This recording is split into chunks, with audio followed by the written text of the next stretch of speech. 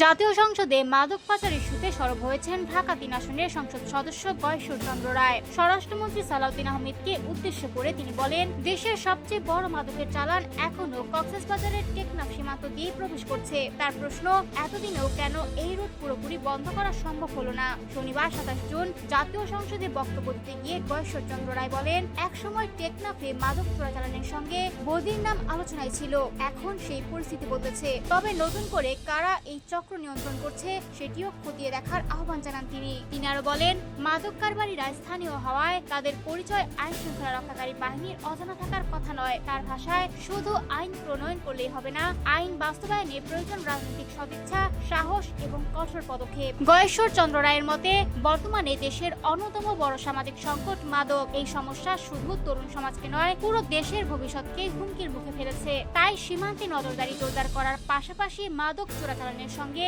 জড়িতদের বিরুদ্ধে কার্যকর ব্যবস্থা নেওয়ার দাবি জানান তিনি। এ সময় নিজের নির্বাচনী এলাকার স্বাস্থ্য সেবার চিত্র তুলে ধরেন এই সংসদ সদস্য। তিনি জানান, ঢাকা ৩ আসনের প্রায় ১৫ লাখ মানুষের জন্য একটি মাত্র ১০ শয্যার হাসপাতাল রয়েছে। যদিও হাসপাতালটির উদ্বোধন হয়েছিল অনেক আগেই, বর্তমানে সেখানে নেই পর্যাপ্ত চিকিৎসক, নেই রোগীর উপস্থিতিও। ফলে হাসপাতালটি কার্যত অচল অবস্থায় রয়েছে বলে অভিযোগ করেন তিনি। সবশেষে গয়েশ্বর চন্দ্র রায় বলেন, জনগণের প্রকৃত সেবা নিশ্চিত করতে হলে শুধু অবকাঠামো নির্মাণ করলেই চলবে না, সেগুলোকে কার্যকরভাবে পরিচালনা করাও সমান গুরুত্বপূর্ণ। আর মাদক নিয়ন্ত্রণ ও স্বাস্থ্যসেবার উন্নয়নে সরকারকে আরো দৃশ্যমান ও কার্যকর উদ্যোগ নেওয়ার আহ্বান জানান তিনি।